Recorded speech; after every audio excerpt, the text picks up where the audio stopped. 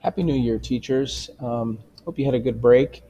I discovered something over the break that I thought I'd pass along to you. It's called the Web Paint extension, and it allows you to annotate on most web pages. So let me show you how to get there. First, you're going to go to the Chrome store, and just like any other extension, you'll go there and search. We'll search for Web Paint.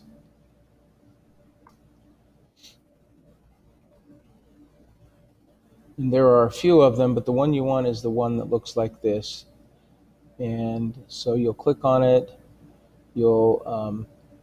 Mine's already installed, so you'll say add to Chrome, and you'll do that. And then the next step that you want to do to make sure that you can always see it up here in the toolbar is click on this little puzzle piece, the extension tool, and scroll down and make sure that the pin is highlighted blue. If you look up here in the toolbar, when I deselect that, it disappears, so it's not always available.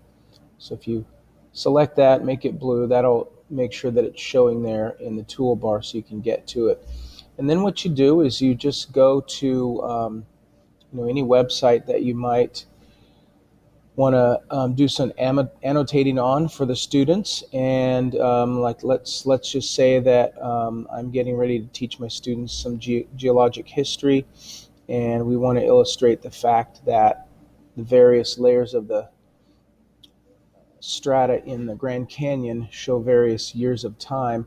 So I might come up here to Web Paint. I'll click on the icon, and as you can see, it gives you a whole set of tools here, and you can change the colors. You can do various tools. You can either draw with the pencil. You can set the transparency so it shows up a little better. So you can underline. I could come down here and circle something to draw the attention to that item. You can also use the fill tool to highlight those kind of things. One thing that's kind of cool, if you really want to highlight it, is just fill up everything else on the web page. It works better if there's a white background. You can undo, so you can do various types of fills and annotations. So you can kind of spotlight things as well. The other thing that's kind of cool, which I've used some already, even in the first day that I've been using it, is the text tool, which is kind of nice because, say maybe you can come down here and focus in on a single word, say layers, and then I could drop down and I could put in a more academic vocabulary, maybe call that a strata. And you can get in there and do some work that way. So, have fun with it. Get in there and play around with this. It works on most websites. I've noticed that the fill tool does not work on Google Classroom, but I've tested it on Google Docs and Slides, and it seems to work pretty well.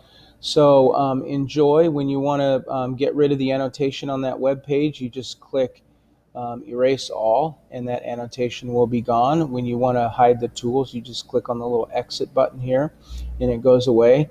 Now, one thing that is interesting, and depending on if you're going to go back to a web page, for maybe 2 or 3 classes and do the same types of annotations, when you exit, and then let's say that you go off to another web page, and then when you come back to that web page and you launch the annotation tool, it will have those same annotations. So probably before you leave that web page, if you're intending to go back and annotate again, you would want to erase it. So have fun. I hope that's helpful. And there's another video I'll try to pass off to you, also just a basic introduction that the creator of this made. Enjoy. Happy New Year.